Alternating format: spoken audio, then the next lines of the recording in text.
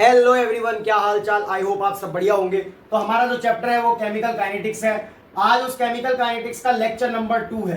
तो lecture number 2 में आने से पहले अगर आप लेक्चर नंबर 1 रिवाइज करके आए होंगे तो बहुत ही ज्यादा मजा आएगा आपको। मेरे बारे में आप जानते हैं कि मेरा नाम क्या है, सूरज है। तो आइए स्टार्ट कर लेते हैं केमिकल काइनेटिक्स का लेक्चर नंबर 2। तो आज हम क्या पढ़ेंगे, आज जो है ना हम रिलेशन पता लगाएंगे, relation between ROD, ROA and ROR. उससे पहले एक बार आरओडी और आरओए समझ लेते हैं अगर आप भूल गए हो तो।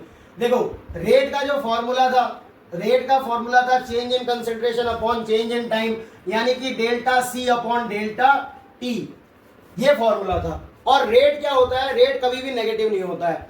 रिएक्टेंट के टर्म में एवरेज रेट, अगर क्या कहते हैं, अब देखो इस पूरे चैप्टर में हमें इंस्टेंटेनियस रेट के बारे में बात नहीं करनी है। अब मैं यहाँ पे डेल्टा लिखूं या डी लिखूं लगभग सेम ही होगा। वैसे डेल्टा लार्ज टाइम डिफरेंस के लिए लगाते हैं और डी स्मॉल के लिए होता है, बट अब हमारे उसमें डेल्टा और डी सेम ही रहेगा क्योंकि अब हमें पूरे चैप्टर में एवरेज के संग डील करना है।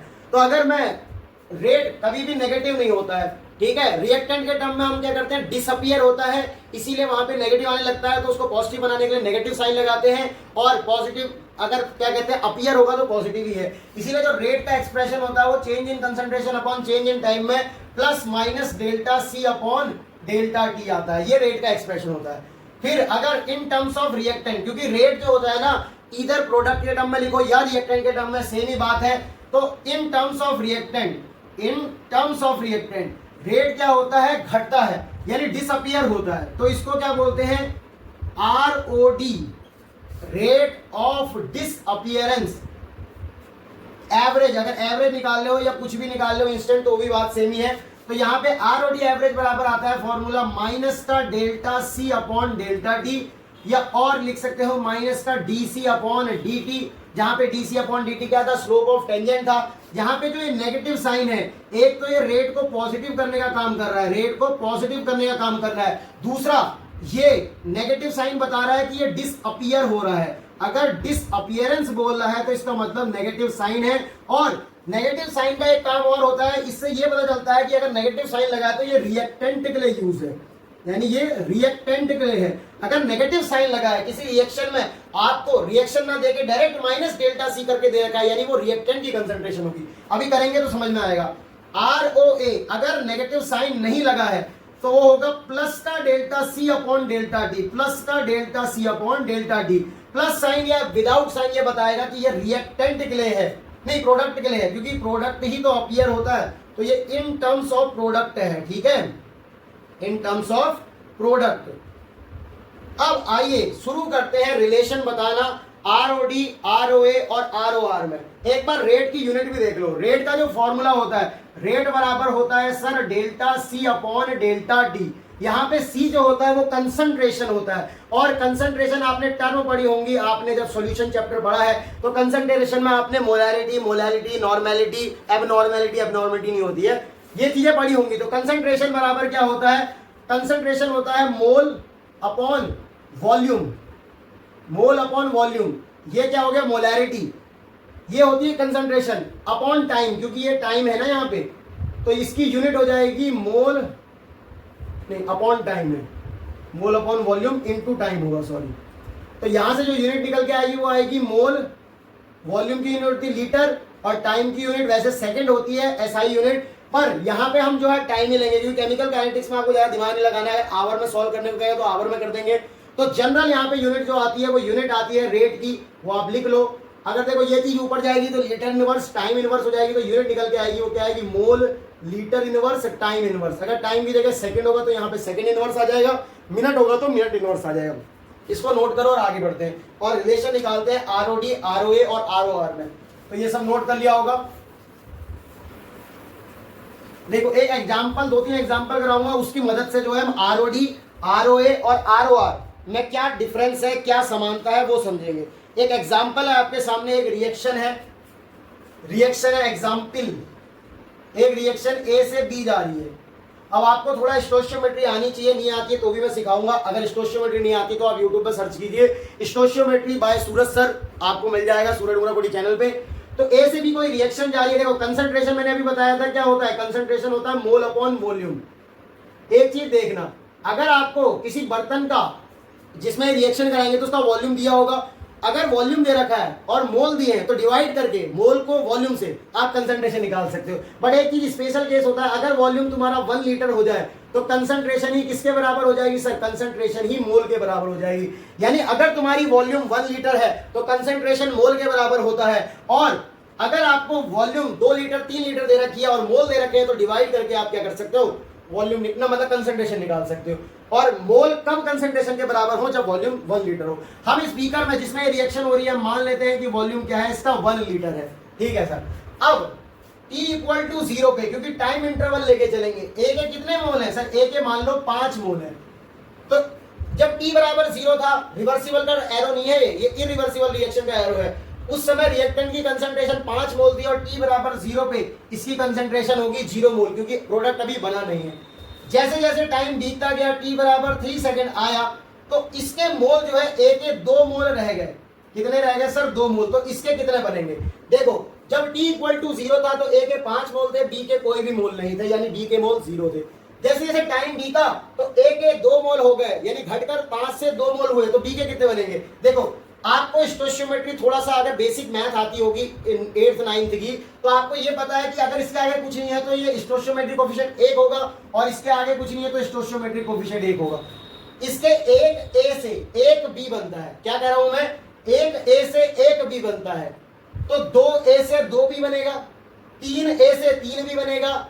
ऐसे ही 1 से 1 बनता है, 2 से 2 बनेगा, 3 से 3 बनेगा। पर यहाँ पे खर्च कितने हुए हैं सर? 3 मोल खर्च हुए हैं। कैसे पता चला आपको 3 मोल खर्च हुए? देखो, 5 मोल इनिशियली थे, ये T1 पे, T1 जब इनिशियल टाइम था और ये T2 जो है फाइनल टाइम था, तो कंसंट्रेशन C1 बराबर 5 मोल थी और C2 कितनी हो गई? 2 मोल। इसी का डिफरेंस ही तो हुआ होगा जो खर्च हुआ होगा, C2 माइनस C1। तो C2 माइनस C1 करोगे तो 3 मोल आया। 1 से 1 बनता है, 2 से 2 बनता है, तो 3 मोल से कितना मोल बनेगा सर? मैं यहाँ पे 3 मोल लिखूंगा। ये समझ में आया? 3 मोल कहां से लिखा? और ये देखो, मोल अपॉन वॉल्यूम, यानी मोल इसमें क्या है, वो क्या कहते हैं, 3 मोल, और वॉल्यूम 1 लीटर, यानी कंसंट्रेशन यहाँ पे मोल ही क्या होगा? कंसंट्रेशन के बराबर होगा। यहां तक समझ में आ गया होगा। 1 से 1 बना, 3 मोल खर्च हुए तो 3 मोल बनेंगे। अब देखो, ये वाला पोर्शन है, इसको क्या बोलते हैं? लेफ्ट वाले को देखो, इस तरफ को, ये है तुम्हारा रिएक्टेंट, और ये वाला क्या होता है? तुम्हारा प्रोडक्ट है राइट साइड पे। अब इसमें देखो, तुम्हें क्या करना है? इन रेट ऑफ रिएक्शन लिखनी है। पहले तो लिखोगे आरओडी कैसे निकालें। तो देखो, आरओडी निकालने के लिए, यानी rate of disappearance, ROD of A, ये ए क्यों लिखा sir? Rate of disappearance of A, क्योंकि ए ही यहाँ पे क्या हो रहा है? डिसअपीयर हो रहा है। तो आरओडी ए बराबर क्या होता है? आपने फॉर्मूला पढ़ा है, change in concentration C2 minus C1 upon T2 minus T1। अब ये रिएक्टेंट था, देखो 5 में से 2 हुए हैं, यानी 2 माइनस 5 तो माइनस का 3 मोल आ जाएगा। मैंने ये बताया था कि जो रिएक्टेंट होता है जब डिसअपीयर होता है तो माइनस का साइन आगे लगा देते हैं। बहुत बढ़िया, तो निकालो इसकी वैल्यू। ये होगा सर माइनस का 2 minus 5 upon 3 minus 0। 2 minus 5 minus का 3 और आगे माइनस लगा है, तो ये माइनस माइनस प्लस 3 हो जाएगा, 3 अपॉन 3 ये आएगा यहां से। पर अब देखो टाइम सेकंड में है, तो यूनिट जो आएगी वो इसकी क्या आएगी? 1 mole litre inverse second inverse. अब टाइम इनवर्स मतलब है ना, क्योंकि आपको यूनिट सेकंड में दे रखी है। ये तो आपका आ गया आरओडी ऑफ ए। अब कोई आपसे कहे सर आरओडी निकल गया, आरओए निकाल के दिखाओ, तो आरओए ऑफ बी निकालोगे, क्योंकि इसमें बी क्या है? प्रोडक्ट, और वही अपीयर होगा। पर अब की बार रेट पॉजिटिव ही आएगा। लगाओ फॉर्मूला वही, C2 माइनस C1। इसमें आपको जो है ना नेगेटिव साइन आगे लगाने की जरूरत नहीं है, T2 माइनस T1। देखो, इसके फाइनल मोल 3 हो गए, इनिशियल मोल 0 थे। कैसे पता सर? T बराबर 0 पे आपको सिर्फ 5 मोल दिया था इनिशियली रिएक्टेंट के, तो प्रोडक्ट के यहाँ पे दिए नहीं थे, तो यहाँ पे इनिशियल मोल कितने होंगे? 0, और यहाँ पे फाइनल मोल हो गए 3। तो यहाँ से निकालोगे तो ये क्या आएगा? 3 माइनस 0 अपॉन 3 माइनस 0। तो यहाँ से आएगा 3/3, ये कट के आएगा 1 mole litre inverse second inverse. Sir यहाँ पे तो मुझे एक चीज पता चला कि आरओडी और आरओए दोनों सेम है, क्योंकि यहाँ पे ROD rate of disappearance of A और rate of appearance of B की वैल्यू दोनों सेम आई है। आनी भी चाहिए। क्यों आनी चाहिए सर? अगर नहीं आएगी तो एक चीज गौर करो, जब आपसे मैं कल गाड़ी का एग्जांपल दे रहा था, तो अगर आपकी गाड़ी चलती है, गाड़ी वाला आया घर से कचरा निकाल, तो जब आपकी गाड़ी चलती है तो गाड़ी चलते वक्त अगले टायर की जो स्पीड होगी वही तो पिछले टायर की स्पीड होनी चाहिए। क्या मतलब, अगर आपका अगला टायर तेजी से घूम रहा है और पिछला टायर धीरे धीरे घूम रहा होगा तो गाड़ी आगे नहीं बढ़ सकेगी, और पिछला टायर तेजी से घूम रहा है, अगला टायर धीरे घूम रहा है, तो भी आपकी गाड़ी नहीं बढ़ सकेगी। अच्छा, यानी कि अगर दोनों की rate of change of speed बराबर होगी तभी गाड़ी जो है आगे चल सकेगी। इसीलिए आरओडी जिस रेट से रिएक्टेंट खर्च हो रहा होगा उस रेट से प्रोडक्ट अपीयर होना चाहिए। इसीलिए यहाँ पे आरओआर बराबर, ये तो आपने लिख लिया आरओडी और आरओए, अब मैं लिख रहा हूँ आरओआर बराबर rate of reaction. Rate of reaction मैंने अभी बताया था पहले कि रेट ऑफ रिएक्शन आप चाहें तो रिएक्टेंट के टर्म में लिख सकते हैं या प्रोडक्ट के टर्म में। अगर आप रिएक्टेंट के टर्म में लिखोगे तो क्या लिखोगे, आरओडी ऑफ ए बराबर होगा, आरओआर क्या है, आरओडी ऑफ ए के बराबर ही होगा, आरओए ऑफ बी के बराबर भी होगा, जो कि कितना है sir, 1 mole litre inverse second inverse, यानी ये रेट आएगा। यहां पे आरओए, आरओडी और आरओआर की वैल्यू आपने इस तरह से निकाल ली। अब हम जो है ना इसी में थोड़ा सा और छेड़छाड़ करेंगे और स्टोइचियोमेट्रिक कोएफिशिएंट को चेंज करके देखेंगे, तब तक इसको नोट करो।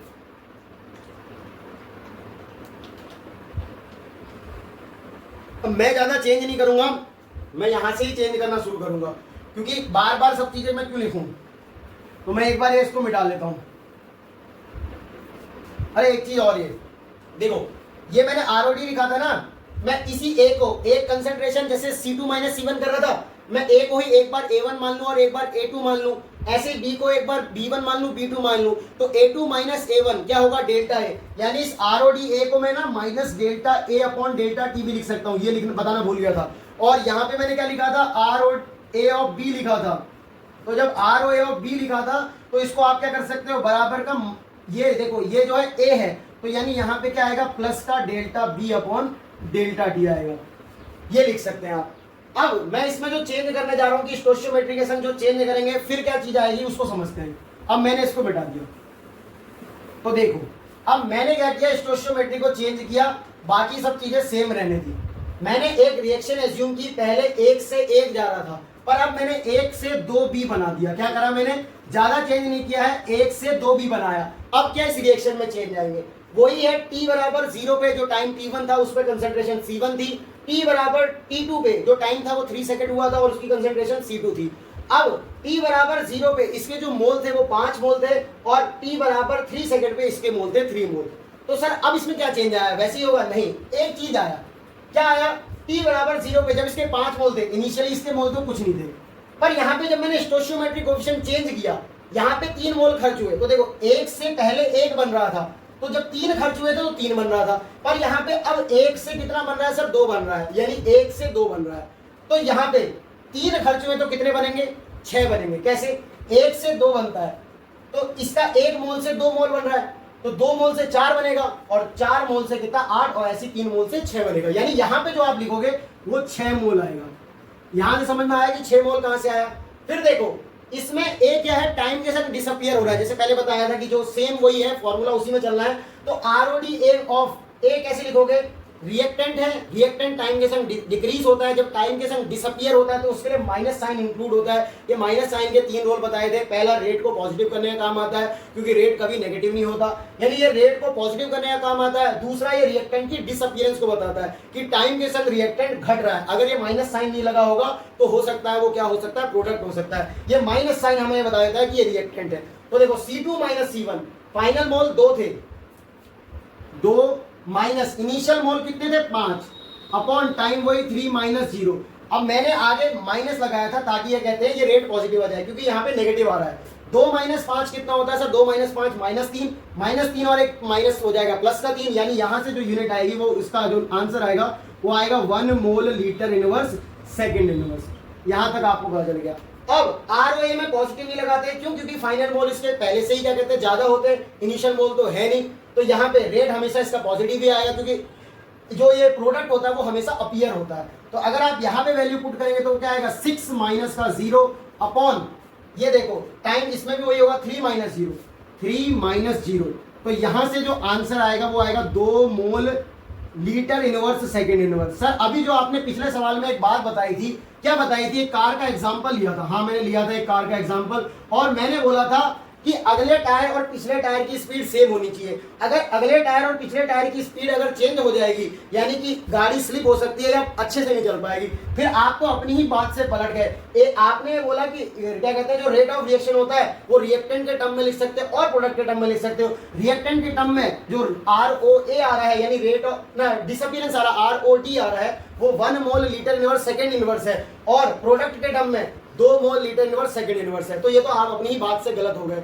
तो अब क्या करें सर, किसके रेट को रेट माने, क्योंकि रेट ऑफ रिएक्शन में तो मैंने बताया था कि रिएक्टेंट के टर्म में लिखो या प्रोडक्ट के, यहाँ पे तो दोनों वैल्यू क्या है अलग अलग आ रही है।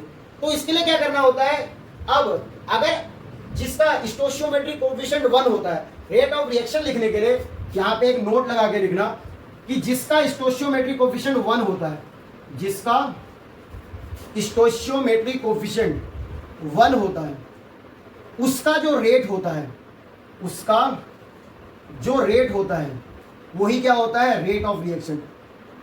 क्या मतलब सर, उसको समझाओ।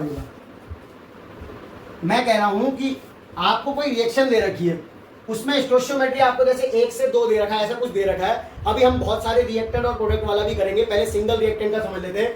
जिसका स्टोइचियोमेट्रिक कोएफिशिएंट इनमें से 1 होगा उसके रेट को हम क्या बोलेंगे, ROR बोलेंगे। तो चेक करो सर, इसमें किसका स्टोइचियोमेट्रिक कोएफिशिएंट है, A का सर 1 है, तो यानी इसका जो रेट होगा वही रेट ऑफ रिएक्शन होगा। यानी ROR बराबर ROD ऑफ A वो कितना था, 1 mole litre inverse second inverse.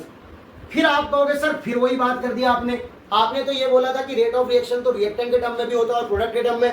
आपने सिर्फ A के टर्म में लिखा यानी रिएक्टेंट के टर्म में लिखा, प्रोडक्ट के टर्म में तो लिखा नहीं है। ऐसे में जो है B नाराज हो जाएगा, B कहेगा यार मैं भी तो क्या कहते हैं रिएक्शन का ही पार्ट हूँ और मैं भी प्रोडक्ट हूँ, मुझे भी रेट में इन्वॉल्व करो। तो इसको रेट में इन्वॉल्व कैसे करेंगे, इसकी वैल्यू तो 2 आ रही है, इसको 1 बनाने के लिए आप क्या करेंगे, जो ROA ऑफ B था उसको 1/2 कर देंगे, क्योंकि 1/2 क्या होगा, ये 1/2 होगा तो इसको 2 से 2 काट दोगे तो 1 आ जाएगा। यानी कि आप रेट में स्टोइचियोमेट्रिक कोएफिशिएंट से डिवाइड कर दोगे। तो सर फिर मेरे पास एक समस्या आई, आपने बोला कि जिसका स्टोइचियोमेट्रिक कोएफिशिएंट 1 होता है उसका जो रेट होता है उसको ही रेट ऑफ रिएक्शन कह देते हैं, और जिसका स्टोइचियोमेट्रिक कोएफिशिएंट नहीं होता है उसके लिए क्या करेंगे। तो रेट बनाने के लिए जिसका स्टोइचियोमेट्रिक कोएफिशिएंट 1 नहीं होता, जिसका स्टोइचियोमेट्रिक कोएफिशिएंट 1 नहीं होता तो उसका जो स्टोइचियोमेट्रिक कोएफिशिएंट होता है उससे डिवाइड करते हैं, जो स्टोइचियोमेट्रिक कोएफिशिएंट होता है उससे डिवाइड कर दो, तो वो क्या हो जाएगा, आपका रेट ऑफ रिएक्शन हो जाएगा। तो देखो आप इसको 1/2 करा, अभी मैंने बताया था कि इसकी इनिशियल कंसंट्रेशन कुछ A1 A2 थी, जैसे C1 C2 है उसी तरह से, तो आपने minus delta A upon delta T लिखी थी, यानी ROR बराबर आप क्या लिखोगे, माइनस का delta A upon delta T, और ये वाला क्या हो जाएगा delta B upon delta T, पर साथ में क्या लगाओगे सर, 1/2 लगाओगे। अब एक चीज डिफरेंस समझो, अभी तक हमने जो पिछला सवाल पढ़ा था उसमें ROD, ROA और ROR तीनों की वैल्यू सेम थी, 1 mole litre inverse time inverse, 1 mole litre inverse time inverse, 1 mole litre inverse time inverse. पर अब की बार देखो थोड़ा थोड़ा चेंज है, तो आपको कैसे पता लगेगा कि कब रेट ऑफ रिएक्शन दे रखा है, कब रेट ऑफ अपीयरेंस दे रखा है और कब रेट ऑफ डिसअपीयरेंस दे रहा है। ये देखो, ये तो आप माइनस साइन से बताओगे कि ये रेट ऑफ डिसअपीयरेंस है। अगर ऐसा दे रखा है तो ये है ROD। अगर आप स्टोइचियोमेट्रिक कोएफिशिएंट को यूज नहीं करते हो और फिर देखते हो ये plus delta B upon delta D, तो इसको बोलते हैं ROA। और जब आप उसमें स्टोइचियोमेट्रिक कोएफिशिएंट को यूज कर लेते हो तो इसको बोलते हैं ROR। समझ में आया डिफरेंस क्या है? डिफरेंस ये है कि अगर आप स्टोइचियोमेट्रिक कोएफिशिएंट को नहीं लेते हो तो वो होता है हमारा ROD या ROA, जब स्टोइचियोमेट्रिक कोएफिशिएंट इन्वॉल्व नहीं होता। पर जब आप स्टोइचियोमेट्रिक कोएफिशिएंट के संग लिख लोगे तो वो आपका बन जाएगा ROR। तो ये डिफरेंस होता है ROD, ROA और ROR में। तो आपको याद रखना है ये लाइन कि अगर स्टोइचियोमेट्रिक कोएफिशिएंट आपने यूज नहीं किया है तो वो आपका ROD होगा या ROA होगा, पर जब आपने स्टोइचियोमेट्रिक कोएफिशिएंट के संग उसको लिया तो वो रेट ऑफ रिएक्शन है। तो रेट ऑफ रिएक्शन बनाने के लिए आपको स्टोइचियोमेट्रिक कोएफिशिएंट लगाना पड़ता है। तो इसको नोट करो, फिर हम थोड़ी देर में बात करते हैं अभी, और इसको नोट। जिसका स्टोइचियोमेट्रिक कोएफिशिएंट 1 नहीं होता है उसको स्टोइचियोमेट्रिक कोएफिशिएंट से डिवाइड कर दें तो ये आपका ROR बन जाता है। अब मैं आपको कुछ सवाल कराता हूं, इसमें मोल वोल नहीं दिए होंगे, डायरेक्ट आपको रेट ऑफ रिएक्शन का एक्सप्रेशन लिखना है। तो एग्जांपल अगला, एक रिएक्शन है जो 2A से कहां जा रही है सर, 2A से B जा रही है। अब की बार मैंने 2A से B कर दिया, पहले A से 2B था। मैंने इसका बोला ROD लिख के दिखाओ, ROA लिख के दिखाओ, ROR लिख के दिखाओ। तो मैं डायरेक्ट ROR लिखता हूं, उसी से ही आप ROD भी लिख लोगे। देखो ये होगा जिसका स्टोइचियोमेट्रिक कोएफिशिएंट 1 नहीं होता, उसके स्टोइचियोमेट्रिक कोएफिशिएंट्स को डिवाइड करके उसको रेट ऑफ रिएक्शन बनाया जाता है। तो ये क्या होगा, ये होगा 1/2 माइनस का delta A upon delta T, ऐसे ही बराबर, क्योंकि रेट ऑफ रिएक्शन में प्रोडक्ट और रिएक्टेंट के टर्म में लिख सकते हैं। ये हो जाएगा आपका प्लस का delta B upon delta T. अब मैं कहूं कि ROD ऑफ A बताओ, अगर स्टोइचियोमेट्री यूज नहीं है तो इसको बोलेंगे ROD ऑफ A, यानी rate of disappearance of A। ये क्या होगा आपका ROA, और अगर आप स्टोइचियोमेट्री यूज कर देते हैं तो वो ROR हो जाता है। ये ROR का एक्सप्रेशन हो गया। अगला एक और एग्जांपल, एक रिएक्शन है जो 3A से 4B जा रही है, इसका ROD ROA ROR लिखो, तो सीधा ROR लिखो। ROR बराबर क्या होगा, 1/3 माइनस का delta A upon delta T बराबर का 1/4 delta B upon delta T. ये हो गया आपका। तो यहां से minus delta A upon delta T ये आपका ROD होगा, और ये अगर आप पूरा स्टोइचियोमेट्री ले लेंगे तो ये ROR होगा। ऐसे ही ये RO ऑफ B होगा, ROA ऑफ B होगा, और अगर आप स्टोइचियोमेट्री ले लेंगे तो ये ROR होगा। तो ये समझ में आ गया होगा आपको। अब हम एक इन जनरल, अगर आपको एक से ज्यादा रिएक्टेंट, एक से ज्यादा प्रोडक्ट दिए हो, उस केस के लिए क्या करें, पहले आप इसको नोट करो।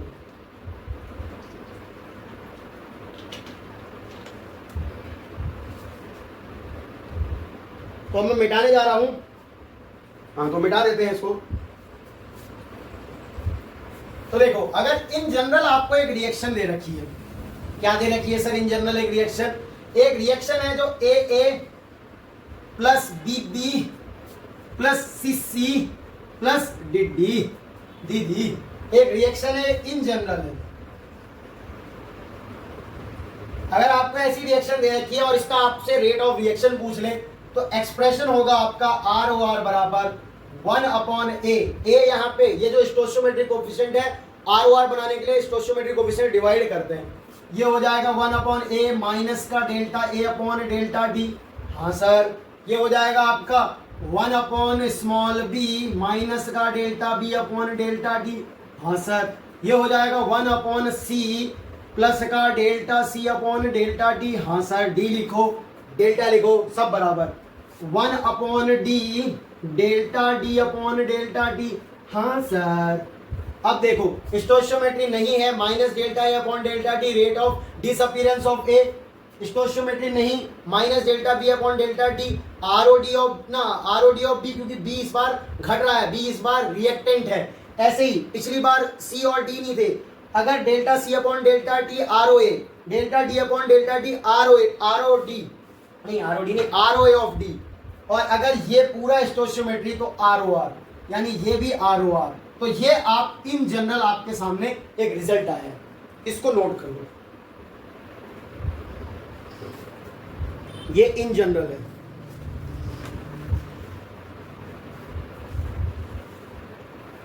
अब मैं एक और अच्छी चीज समझाने जा रहा हूं, समझ में आए तो मजा आ जाएगा आपको। इसको नोट कर लिया होगा आपने, तो आइए उसको समझते हैं। इस बार हम अलग केस करेंगे। पहले हम क्या कर रहे थे, एक ही तरफ के स्टोइचियोमेट्री के संग छेड़छाड़ कर रहे थे, रिएक्टेंट को सेम रहने दे रहे थे, और प्रोडक्ट के स्टोइचियोमेट्री में हम छेड़छाड़ कर रहे थे। ठीक है, अब की बार हम दोनों के संग छेड़छाड़ करेंगे। मतलब सर आप छेड़े जाओगे? नहीं, मैं कह रहा हूं इस बार रिएक्टेंट और प्रोडक्ट दोनों का स्टोइचियोमेट्री चेंज करेंगे, और दोनों का स्टोइचियोमेट्री क्या कहते हैं, एक दूसरे के कॉमन फैक्टर से करेंगे। जैसे एक रिएक्शन है आपको इस तरफ, एक रिएक्शन जा रही है A से B, और इस तरफ एक रिएक्शन जा रही है 2A से 4B। हाँ सर, एक रिएक्शन है A से B और A से 2B सॉरी, और ये रिएक्शन 2A से 4B है। ठीक, अब क्या करोगे, वही चीज पहले, T बराबर 0 पे इसके 5 मोल थे, इसके 0 मोल थे। T बराबर 3 सेकेंड पे इसके 2 मोल बचे, तो खर्च कितने होंगे, 5 - 2 3, इसके बने कितने होंगे सर 3। ऐसे ही इसमें भी T बराबर 0 पे इसके 5 मोल थे और इसके क्या थे 0। T बराबर 3 सेकेंड पे इसके हो गए 2 मोल, तो खर्च कितने हुए सर 3 मोल। 1 से 2 बनता है, 2 से 4 बन रहा है, ये भी वही केस है। कैसे सर, ए से 2 भी दिया है, 2a से 4 भी दे रखा है, ठीक है। ये मैंने काट दिया, ये कटेगा, 2 1 जा 2, 2 2 जा 4। देखो तो ध्यान से, ये वही रिएक्शन है, ए से 2 भी, 1 से 2 बनता है, 2 से 4 बन रहा है। खर्च कितना हो रहा है 3। तो देखो 1 से 2 बन रहा है, 2 से 4, तो यहाँ पे कितना बनेगा सर? सर 6 मोल बनेगा। कैसे पता चला? 2 से 4 बना कितना, खर्च कितना हुआ 3, तो 3 से कितना 6, समझ में आ गया। अब लिखो ROD, ROA, ROR लिखोगे। पहले लिखोगे ROD of A, ROD of A क्या हो जाएगा, माइनस लगाओगे आगे, 2 minus 5 upon 3 minus 0। Direct solve करोगे तो आएगा 1 मोल लीटर इनवर्स और सेकेंड इनवर्स। ऐसे ही निकालो ROA of B, ROA of B, यह आएगा आपका 3 माइनस 0 अपॉन 3, यह आ जाएगा 1 mole litre inverse second inverse. यहां तक समझ में आ गया? सॉरी, मैंने ये वाला सवाल में गलत कर दिया यार, मैंने डी का ध्यान नहीं दिया। अगर यहां तक पहुंच गए हो तो एक बार देख लो क्या गलत हुआ है। मैं कह रहा हूं कि एक कमेंट में अब तक आ भी गए होंगे कि सर ये गलती हो गई, ये गलती हो गई। क्या गलती हुई है? एक रिएक्शन ए से 2 भी जा रही थी, यानी 1 से 2 बन रहा था, 2 से 4 बनेगा, खर्च कितने हुए 3, तो यहाँ पे कितना, 3 से कितना बनेगा 6 मोल। सॉरी, यही गलती हुई थी, 6 माइनस 0, इसके लिए माफ कर देना मुझे। ये हो जाएगा 2 मोल लीटर इनवर्स सेकेंड इनवर्स, कभी कभी गड़बड़ हो जाती है। तो ये हो गया 6 माइनस 0, यानी यहाँ से 2 मोल लीटर इनवर्स सेकेंड इनवर्स हुआ। अब यहाँ से ROR लिखोगे तो ROR के लिए आपको क्या करना होता है, स्टोइचियोमेट्रिक कोएफिशिएंट डिवाइड करना होता है। ये हो जाएगा माइनस का delta A upon delta T बराबर का 1/2 delta B upon delta T, और इसी की वैल्यू क्या होगी, 1 mole litre inverse second inverse. इसमें भी यही सब चीजें करो, ROD और RO सब निकालो। पहले लिखोगे ROD of A, ROD of A कितना हो जाएगा 3 माइनस, नहीं sorry 2 minus 5 divided by 3 minus 0, यहां से आ जाएगा 1 mole litre inverse second inverse. बहुत बढ़िया सर। ROA निकालो, ROA ऑफ B, ये हो जाएगा 6 माइनस 0 3 माइनस 0 2 मोल लीटर इनवर्स सेकेंड इनवर्स। बहुत बढ़िया सर। पर अब हमें ROR निकालना है, ROR। तो ROR बराबर लिखोगे 1/2 माइनस का delta A upon delta T। हाँ सर, और ये हो जाएगा आपका 1/4 delta B upon delta T। हाँ सर, यानी जब 1/4 करोगे 2 से मतलब 2 से 4 को क्या कहते हैं, ये जो 4 है इससे 2 को डिवाइड करोगे तो 0.5 आएगा। ऐसे ही 2 को 1 से डिवाइड करोगे तो 0.5 आएगा, यानी यहाँ पे जो 0.5 mole litre inverse second inverse आ रहा है। यानी कि आपने एक चीज देखी कि जब मैं स्टोइचियोमेट्रिक कोएफिशिएंट को चेंज कर रहा हूं और एक कॉमन चीज से चेंज कर रहा हूं, जैसे मैंने यहाँ पे 1 से 2 किया था, ऐसे ही यहाँ पे मैंने 2 से 4 किया था, तो आपने देखा ROD ऑफ A और ROA ऑफ B सेम आया। यहाँ पे भी 1 mole litre inverse second inverse आया, यहाँ पे भी 2 मोल लीटर सेकेंड इनवर्स आया, और यहाँ पे भी सेम आया है। यानी आपको एक चीज पता चली, क्या पता चली सर, कि जब मैं स्टोइचियोमेट्री को कॉमन नंबर से चेंज करता हूं, जैसे 1 से 2 और ऐसे ही 2 से 4, तो ROD और ROA में कोई फर्क नहीं पड़ता। आपके सामने प्रूफ है कि ROD और ROA में कोई फर्क नहीं पड़ता, बट एक चीज में फर्क पड़ जाता है, वो है ROR।